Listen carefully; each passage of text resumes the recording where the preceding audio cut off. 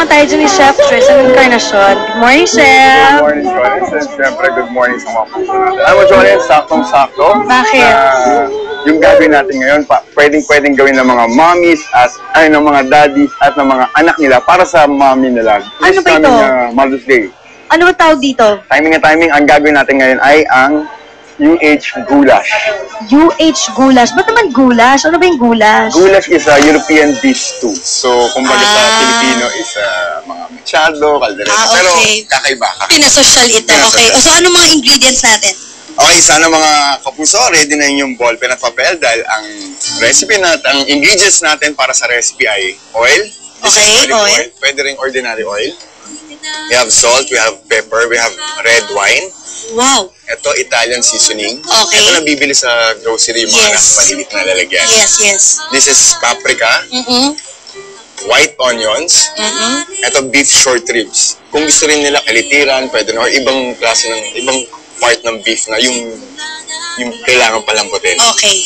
This is tomato sauce. Itong tomato sauce, yung crushed na, yung nabibili nila sa grocery. Of course, yung beef broth natin. Or pwedeng pinagpakuluan nung beef. So, anong una nating ilulutuin or titimplahin? Okay, so gawin muna natin yung lagyan natin oil. Chef, ano nga ito?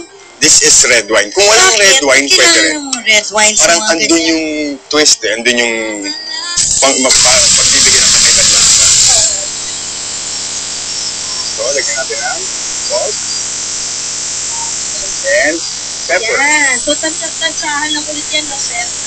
So, just enough to season or to taste the meat. Okay, the reason kung bakit ko yung beef is kasi pag yung onions, mas mabilis masugan. We want to put mas katulad ng ito. Mas maging masarap. Kailangan ba, Chef, mainit yung lutuan? At first, pag ilagay ng beef, kailangan mainit para mag-save yung juices sa loob ng beef. Pero, Chef, di ba beef yan? Di mahirap yan, palamputin?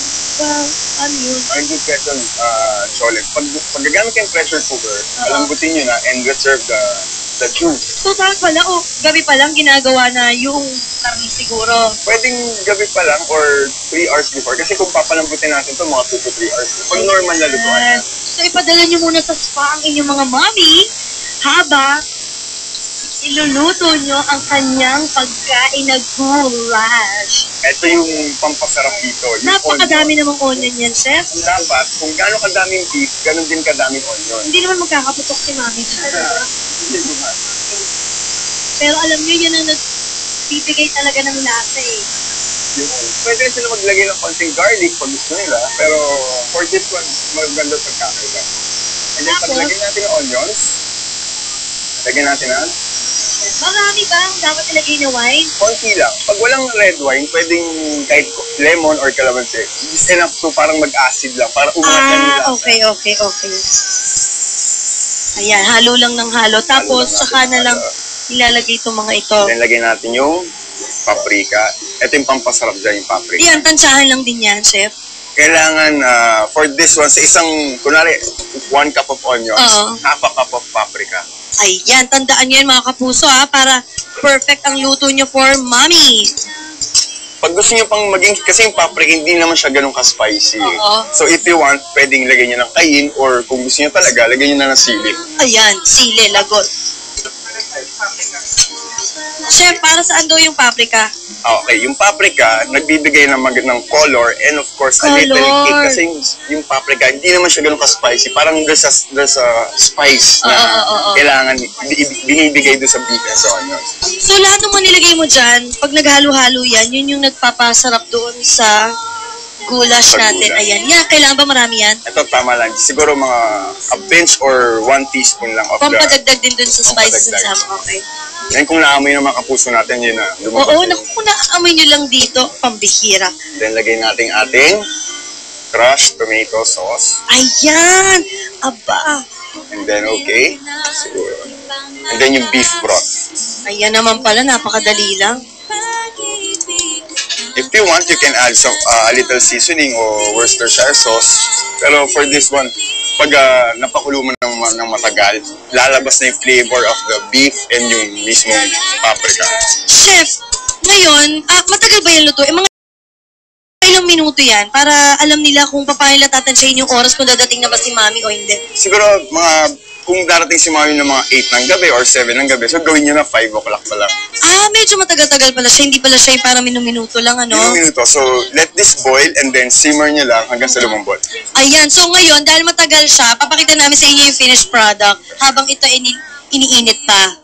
Ayan ang So, yan na pala ang itsura. So, napalambot na natin. Nakita nyo yung itong oil. Itong oil na to, sa ibabaw, yan yung oil ng beef. So, pag hinalo nyo, ayan o. Haba. So, maganda.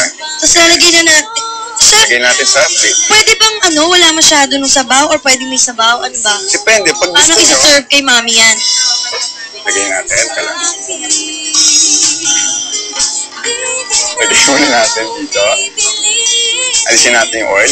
Or depende na lang pag gusto ni mami ng... depende kung anong gusto ni mami. ng Meron oil. kasing minsan gusto yung masarsa. Pero ito, sabaw. Ate Suzy, Ate Lynn, Ate Rhea, hindi na kayo dito. Ano bang favorite nila si Susie to?